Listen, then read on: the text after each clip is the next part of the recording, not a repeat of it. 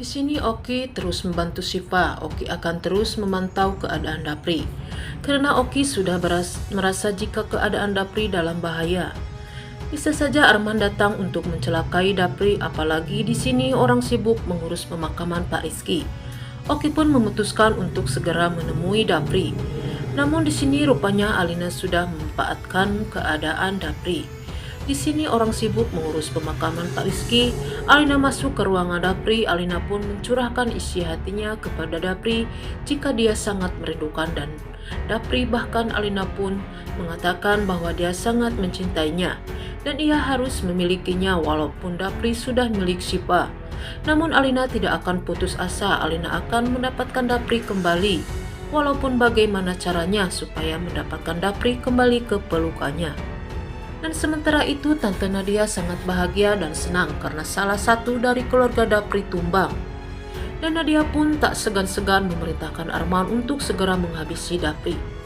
Dan akhirnya Arman mulai melakukan aksinya untuk masuk ke kamar Dapri. Di situ Arman sangat leluasa untuk menjalankan aksinya dengan santai karena keadaan di rumah sakit sepi. Ketika Arman menyuntikkan sesuatu ke salah satu Dapri, tiba-tiba Alina masuk ke kamar Dapri. Di situ Alina terkejut saat melihat ada dokter di ruangan Dapri. Begitu juga Arman sangat kaget ketika Alina datang. Dan untungnya kedatangan Alina menggagalkan rencana Arman untuk membunuh Dapri. Alina tidak menyadari jika itu adalah penjahat dan ia bukan dokter. Tante Indri sangat merasa sedih dengan kepergian Pak Rizky. Karena Pak Rizky orang yang sangat ia sayangi dan ia cintai. Bahkan ia selalu menemaninya walaupun suka ataupun duka. Siva mencoba menenangkan Tante Indri walaupun keadaan Siva kacau balau. Namun Siva tetap tegar dan menghadapi semua ini. Walaupun Siva sangat teringat dengan keadaan Dapri di rumah sakit dengan keadaan tak sadarkan diri. Siva selalu berdoa jika Dapri cepat sadar dari pingsannya. Namun Siva tidak bisa membayangkan jika Dapri sadar dan mendengar kabar kalau papanya sudah meninggal. Pasti hati Dapri sangatlah hancur. Sementara itu Nadia datang ke rumah Tante Indri untuk mengucapkan bela sungkawa atas meninggalnya Pak Rizky.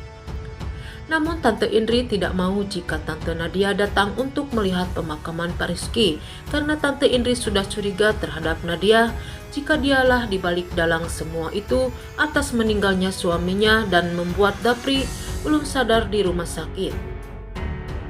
Akhirnya perdebatan pun terjadi antara Tante Indri dan juga Tante Nadia. Nadia tidak terima dengan ucapan Tante Indri.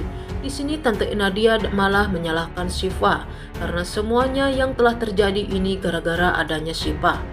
Namun di sini Siva pun tak terima dengan ucapan Nadia yang telah membuat Siva tersinggung.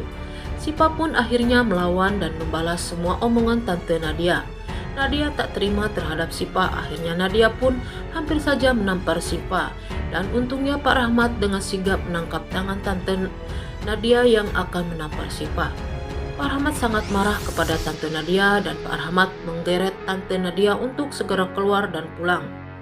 Karena perbuatan Tante Nadia mempermalukan Pak Rahmat. Namun Nadia tak terima jika Pak Rahmat lebih membela Siva dibandingkan dirinya sebagai istrinya. Akhirnya perdebatan antara Tante Nadia dan Pak Rizky telah terjadi. Dan disitulah emosi Tante Nadia memuncak dan segera menghubungi Arman untuk segera menjalankan aksinya untuk segera melenyapkan Dapri dan juga Siva. Kali ini Tante Nadia membayar Arman sangat mahal dengan bayaran 1 miliar.